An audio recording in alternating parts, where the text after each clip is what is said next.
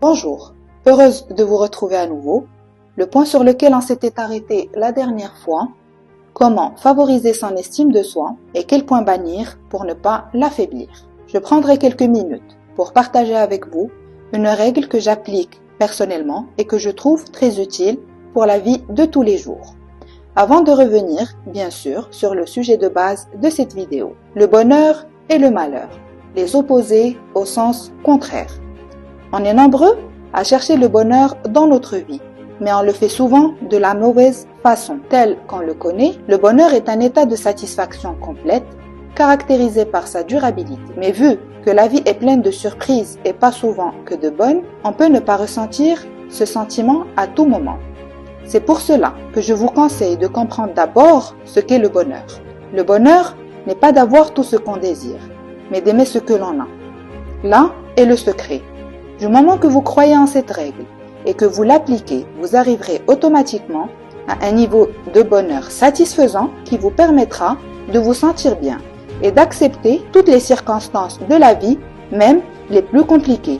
Il faut savoir positiver dans la vie, même dans vos corvées. Créez le bonheur. Vous les accomplirez beaucoup plus facilement. Comment créer le bonheur dans les corvées? Une question que vous allez vous poser et qui est d'ailleurs très logique. Je vous donne un exemple. En imaginant pire que votre cas, en rendant la situation drôle. Il faut savoir mener les choses à l'agréable. Créer le bonheur dans la souffrance pour arriver à la satisfaction durable. C'est nous, seuls, qui choisissons de vivre dans le bonheur ou dans le malheur. En rendant tout difficile, en se sentant mal, dépassé, désespéré, sans essayer d'avancer pour changer quoi que ce soit, en stagnant dans la même eau et en attendant un résultat positif. Toi qui m'écoutes aujourd'hui, tu es le seul responsable de vers quel chemin tu veux mener ta vie.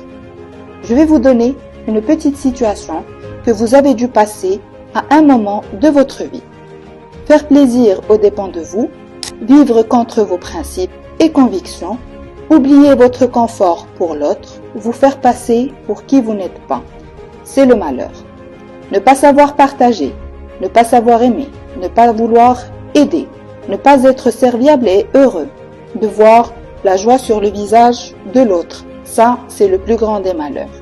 Mais surtout, le vide intérieur, une vie pénible qui affecte douloureusement. Excusez-moi d'avoir pris autant de temps pour vous expliquer ces deux notions, mais elles restent très importantes pour notre équilibre dans la vie. Je reviens maintenant sur le sujet de base de cette vidéo, comment favoriser ou affaiblir son estime de soi. Je commence par les points à bannir pour ne pas affaiblir son estime de soi. Avant tout, il faut franchir le pas. Avoir de la volonté, débarrassez-vous de la sédentarité. Prenez le dessus sur le point noir en vous, celui qui affecte douloureusement et qui mène vers le mauvais chemin. Je suis fatigué, je suis dépassé, par quoi je vais commencer? Qu'est-ce qui risque de changer autant de ma vie? Ces pensées destructives.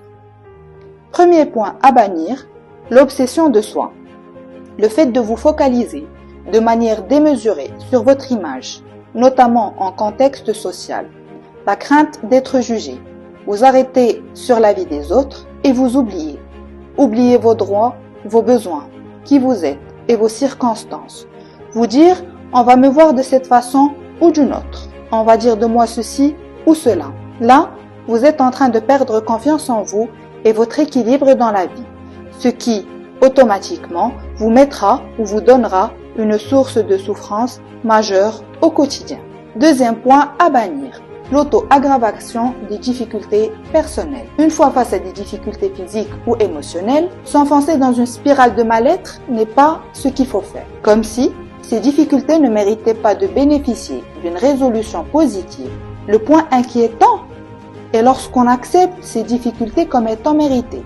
Donc aucune mobilisation pour dépasser une situation compliquée ou douloureuse. Ici, chose que vous faites est de nourrir le mal-être en vous en vous dévalorisant sur le fait de ne pas être capable d'avancer. 2 points à bannir pour un début. Attendez le prochain épisode pour vous donner d'autres points à bannir et les points clés pour favoriser votre estime de soi. D'ici là, portez-vous bien et à très bientôt.